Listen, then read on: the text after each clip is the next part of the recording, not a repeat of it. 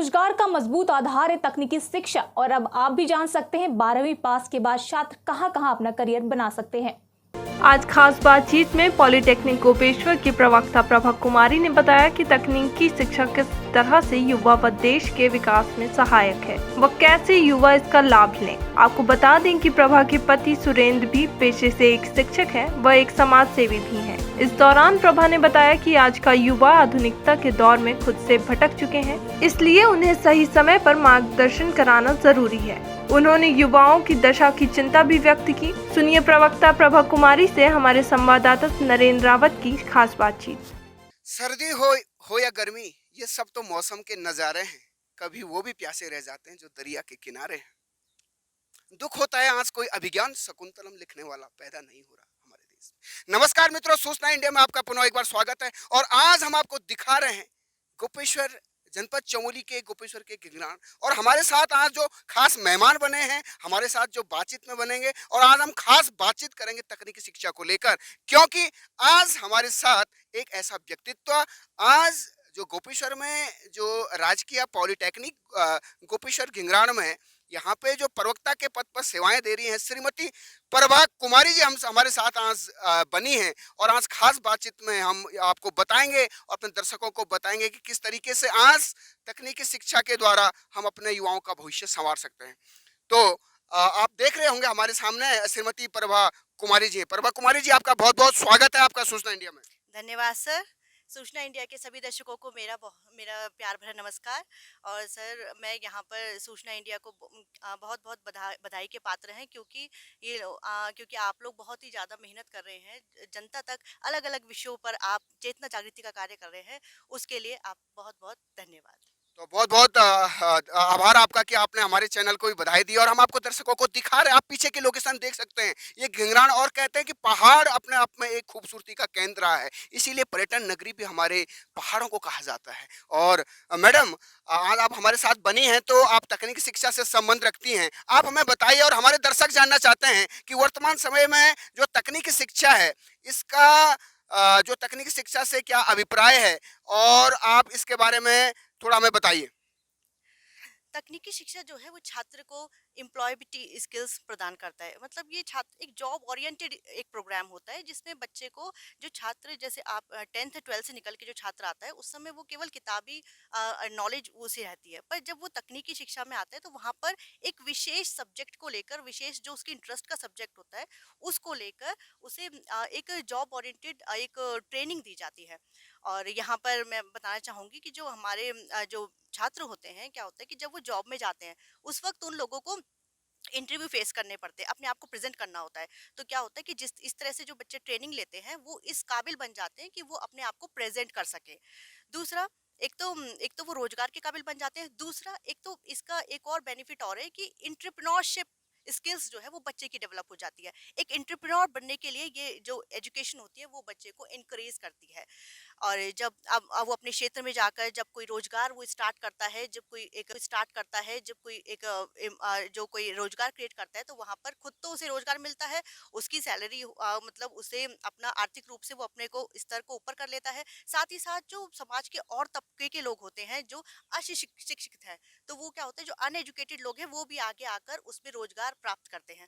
तो इससे क्या होता है कि आर्थिक स्तर तो उस एरिया का बढ़ता ही बढ़ता है, साथ ही साथ देश का भी आर्थिक स्तर ऊपर जाता है।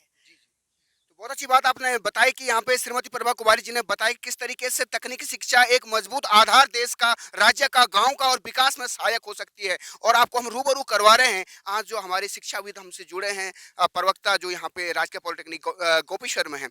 तो मैडम, मेरा आपसे अगला क्वेश्चन ये है कि अभी आप देख रहे हैं यहाँ पे धूप भी लगी है और कहीं हसीन वादियाँ यहाँ पे हम आपको दिखा रहे हैं, साथ में प्रकृति का नज़ारा भी, आप इसका भी आनंद आप ले रहे हैं। तो मैडम, मेरा आपसे अगला क्वेश्चन ये है कि वर्तमान समय में जो तकनीकी शिक्षा का जो मुख्य आधार है, समय समय पर कहीं तरह के परिवर्तन इसमें आए हैं। तो वर्तमान समय में जो तकनीकी शिक्षा है, इसका वर्तमान समय में सरकारों ने किस तरीके से इसके आधार शिला इसकी रखी है? हाँ, देखिए जो तकनीकी शिक्षा है ऐसे बहुत सारे संस्थान हैं हमारे देश में जहाँ से जो स्टूडेंट्स हैं वो तकनीकी शिक्षा में अपना प्रवेश ले सकते हैं। जैसे एनआईटी है, आईआईटी, आईटी, पॉलिटेक्निक्स कॉलेज, तो ऐसे कई तरह के संस्थान हैं जो अलग अलग ट्रेड्स में बच्चों को तकनीकी शिक्षा वहाँ पे प्रदान कर रहे हैं। जैसे हमारे पास mechanical, civil, IT and computer science से बच्चे उसे ऑप्ट कर सकते हैं। और इलेक्ट्रॉनिक्स, ऐसे कई सारे ट्रेड्स हैं जो बच्चे अपने इंटरेस्ट के हिसाब से वहाँ पर अपने आप को एनरोल कर सकते हैं और बिल्कुल कोर्स अपना पूरा कर सकते हैं। साथ ही साथ इसमें क्या होता है, जब बच्चे कोर्स पूरा कर लेते हैं तो उसी टाइम पे कई कंपनियां जो हैं, कंपनियां वहाँ पर आती हैं कॉलेज में, और बच्चों को वहाँ पे ऑफ कैंपस रिक्रूटमेंट या फिर कैंपस रिक्रूटमेंट वहाँ पे ऑर्गेनाइज किए जाते हैं, जिसमें बच्चे इंटरव्यू देते हैं एंड एलिजिबल एंड कैंडिडेट्स वहाँ पर जो कंपनीज हैं उनके द्वारा हायर कर लिए जाते हैं। तो एक बहुत ही अच्छा बच्चों के पास मौका होता है कि उन्हें उनके पास एम्प्लॉयमेंट अपॉर्चुनिटीज बढ़ जाती हैं। और फिर इसमें और आज मैंने देखा इस समय पे हम देख रहे हैं कि अभी भी तकनीकी शिक्षा को ज़्यादा से ज़्यादा लोगों तक पहुंचाने की ज़रूरत है, क्योंकि अभी भी लोग इसके बारे में ज़्यादा जागरूक नहीं हैं। अभी भी जो बच्चे, हाँ, आज जो युवा वर्ग है वो भटक रहा है, उसे भी पता नहीं है कि हमें 10th और 12th के बाद कौन से ट्रेड्स हमने लेने हैं, कहाँ हमने अपने आगे अपने भविष्य को लेके जाना है। बहुत अच्छी बात आपने बताई। आप देख सकते हैं लाइव तस्वीरों के साथ श्रीमती प्रभा कुमारी जी हमारे साथ बनी हैं और आज बता रही हैं कि तकनीक शिक्षा से कहे भी हैं education is the most powerful weapon we can use to change the world. तो आपको हम दिखा रहे हैं जो यहाँ पे शिक्षाविद हमारे साथ राजकीय पॉलिटेक्निक गोपेश्वर से जुड़ी हैं, जो प्रवक्ता हैं श्रीमती प्रभा कुमारी जी। प्रभा कुमारी जी, आपसे हमारा अगला क्वेश्चन ये है और हमारे दर्शक जानना चाहते हैं कि वर्तमान समय में कि आप किस तरीके से दिशा निर्देश हमारे युवाओं को देती हैं। देखिए जो आज के छात्र हैं, छात्रों के लिए बहुत सारी स्कॉलरशिप प्रोग्राम्स भी हैं। जैसे छात्रों के लिए जैसे जो गर्ल्स हैं, स्पेशली उनके लिए प्रगति स्कीम लाई जा रही है, जिसमें उनको बहुत स्कॉलरशिप के वहाँ पे प्रावधान है। एससी एसटी ओबीसी के लिए स्कॉलरशिप का प्रावधान है। सक्षम जो दिव्यांग स्टूडेंट्स हैं उनके लिए भी सक्षम योजना यहाँ पर लाई जा रही है।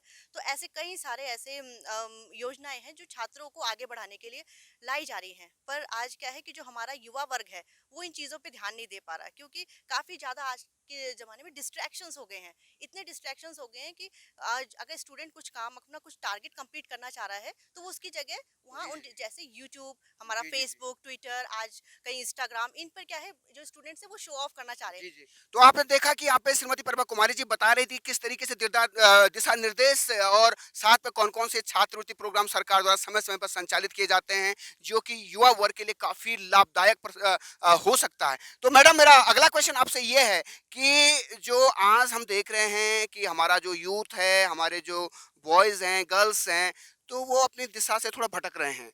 तो इसके बारे में आपका क्या कहना है और क्या आप इसके लिए हमारे बच्चों को कहना चाहती हैं, क्या कहना चाहती हैं इसके बारे में?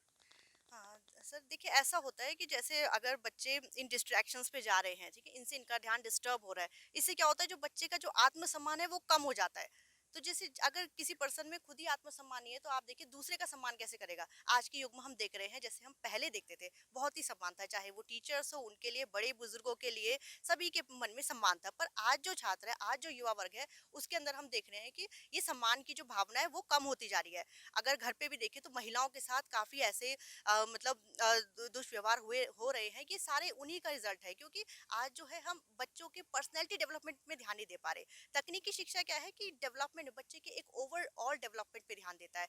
क्या होता है, यहाँ पे जो शिक्षा होती है वो केवल बुक्स पे बेस्ड नहीं होती। ये शिक्षा जो होती है प्रयोगात्मक शिक्षा होती है। और जब कोई स्टूडेंट, कोई छात्र प्रयोगात्मक जो क्रिया है वो करता है, तो क्या होता है, प्रयोग के टाइम पे उससे उसका फोकस बढ़ जाता है। उसे बड़े ध्यान से, बड़े फोकस से और काफी मेहनत करके अपने जो स्किल्ड प्रोग्राम्स उनको सीखना पड़ता है। इससे जो बच्चे का ओवरऑल डेवलपमेंट होता है ये ऑटोमेटिकली हो जाता है।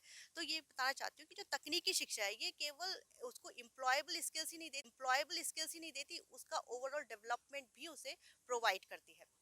बहुत अच्छी बात आपने बताई और कहते भी हैं जिस जल का तल गहरा होता है उसमें पानी अधिक ठहरा होता है। तो काफी सारे ज्ञान की बातें और काफी सारा नॉलेजेबल बातें आपने हमारे दर्शकों को, हमारे यूथ को बताई। और अंतिम मेरा क्वेश्चन आपसे ये है मैडम कि वर्तमान में आप अपने पेशे से क्या जन संदेश प्रेषित करना चाहती हैं? हाँ जी, मैं ये संदेश देना चाहती हूँ अपने छात्र युवा वर्ग को ही, ये संदेश देना चाहती हूँ कि आज जो युवा वर्ग है ये उन्हें सब जानकारी है कि हमें डिप्लोमा लेना है, ठीक है, कोई कोर्स कर लिया, ये सब के लिए बच्चे तैयार हैं। पर क्या होता है कि बच्चे उस स्किल को सीखने के लिए तैयार नहीं है। उन्हें चाहिए बस हमारे हाथ में डिप्लोमा आ जाए, सिर्फ उसी से हमें जॉब मिल जाएगी। नहीं, मेन चीज क्या है, स्किल्ड होना। अगर बच्चा स्किल्ड है, अच्छे तरह से उसने अपने टैलेंट को यूज किया है, आगे जाके हो सकता है उसे रोजगार ना भी मिले। अगर रोजगार नहीं भी मिलता है तो इन केस एटलीस्ट वो इतना एबल हो कि वो अपना, इतनी उसके अंदर क्रिएटिविटी हो, उसका माइंड इतना क्रिएटिव हो कि वो अपने आप ही कोई रोजगार के कुछ जो अवसर है वो ढूंढ ले।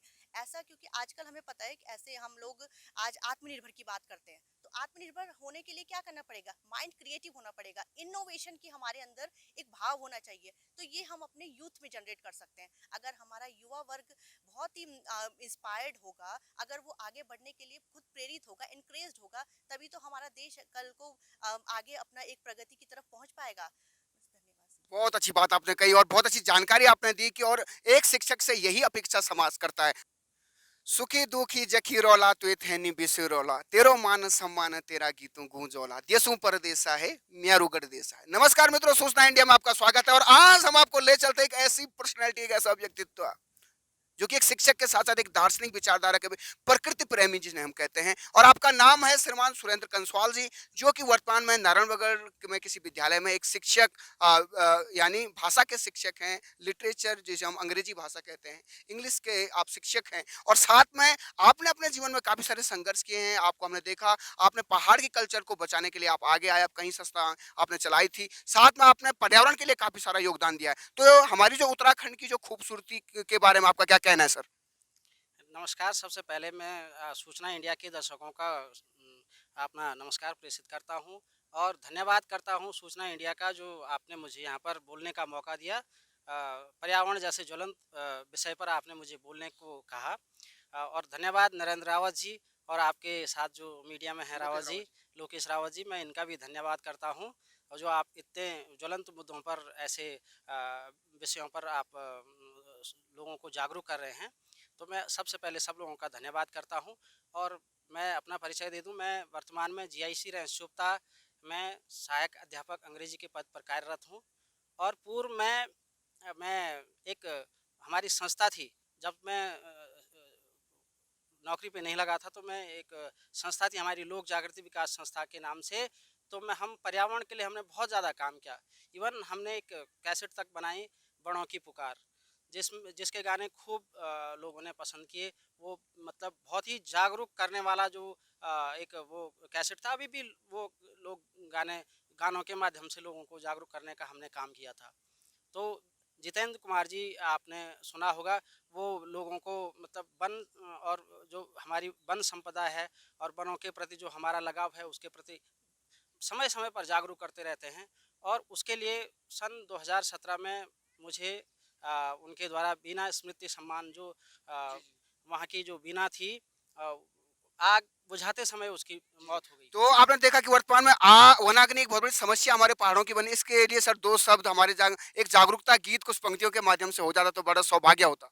जी, मैं नेगी जी का एक गीत है, सास छिन आस औलाद तुम्हारी, हमारी डाली झम झमले, सास छिन आस औलाद तुम्हारी, हमारी डाली, सास छिन आस औलाद तुम्हारी, हमारी डाली झम झमले ना काटा यून तुम्हारो क्या चारी, बेचारी डाली झम झमले। मैं आज के परिप्रेक्ष्य में ये बोलूँगा जो वर्तमान चल रहा है, ना फूका यून तुम्हारो क्या कारी, बेचारी डाली झम झमले, सास छिन आस औलाद तुम्हारी,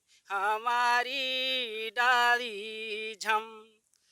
बहुत सुंदर सर, आपने जो है एक मन मोहक प्रस्तुति आपने यहाँ पे पेश की और इसी के साथ हम विदाई लेना चाहते हैं। धन्यवाद। जय हिंद, जय भारत।